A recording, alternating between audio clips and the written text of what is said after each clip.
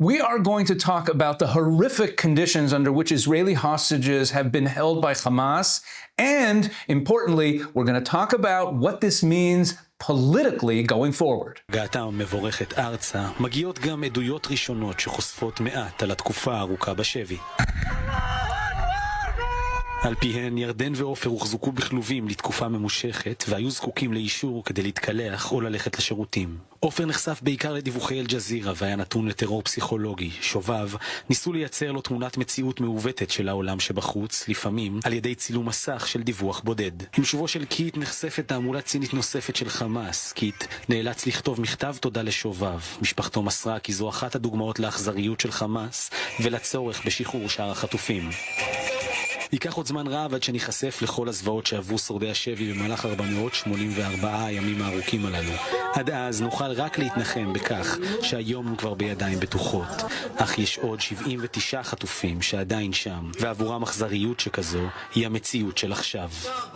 Held in cages, forced to write a thank you note to Hamas, shown a twisted and false version of reality. And one of the freed hostages you saw in that video, Yarden Bibas, his wife Shiri and their 2 babies are still hostages. You might remember that 4 months ago, there were 6 Israeli hostages who were murdered in the tunnel where they were held, just as the IDF was approaching. Take a look at a video of the tunnel that those hostages were held and eventually murdered in. בית פה עם חדר הילדים היה סגור, אנחנו פתחנו את הרצפה מתחת לחדר הילדים וגילינו את הפתח הזה פה של המנהרה.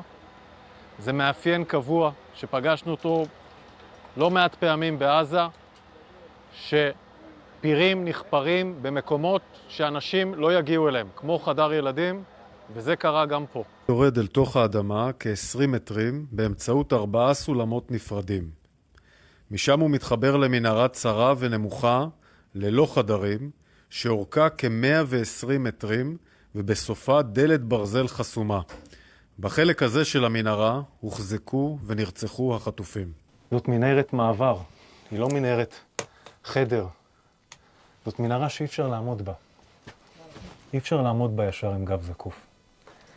הלחות פה קשה מאוד למחיה. אני רוצה שתראו את הדברים שמצאנו. אפשר לראות פה כבר בקבוקים של שתן שיוחזקו פה, כנראה סוג של שירותים שפה החטופים שהו. ייתכן סוג של בור ספיגה, מקום לעשות בו צרכים, פה במרחב הזה. ציוד של נשים. היגיינה של נשים. עכשיו הצוותים פה של איתן וזיהוי פלילי אוספים את כל הראיות מהזירה. לא נשאיר פה אף ראיה אחת. This tunnel was accessed through a child's bedroom. Let that sink in. A number of released hostages in recent weeks have reported that they were held by quote-unquote civilian families in Gaza.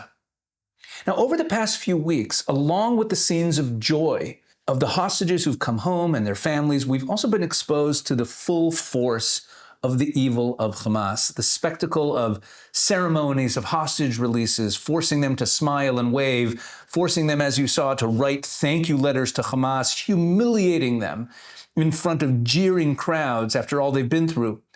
And at the same time, as you saw in that first clip, we're learning more and more about the conditions they were held in, these horrific physical, psychological, and sexual abuse, starvation. Think of what you saw in that tunnel in that second clip. As all this is happening, Israel and Hamas represented by Qatar, are beginning negotiations for phase 2 of the ceasefire deal. Now, phase 2, if you haven't seen our video on the ceasefire deal, go back and watch that. But phase 2 of the ceasefire deal is supposed to lead to the release of all the remaining hostages, alive or dead, and also a permanent ceasefire. And Hamas, of course, wants to remain in power in the Gaza Strip. But this phase 2 is supposed to lead to an end to the war. Let's be clear.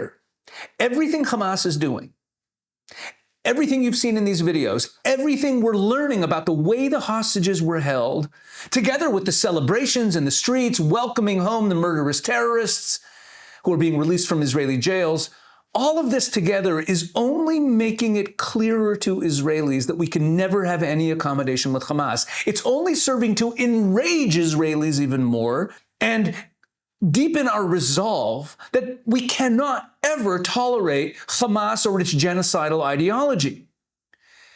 Everything Hamas is doing is making it more likely that the Israeli public will demand that the war go on and that Hamas be completely eradicated. So as we watch the news in the weeks ahead and we see the negotiations that are taking place between Israel and Hamas, remember what you've seen in this video, and remember that there can be no accommodation with the pure evil that we are witnessing here. The suffering that these hostages have gone through is horrific, but not only did they go through the suffering while they were hostages, but even as they're being released, they're being humiliated and caused to suffer even more. Hamas must be destroyed. It is the duty of righteous people in the world to destroy evil. And we have to embrace that. That was embraced by generations that came before us.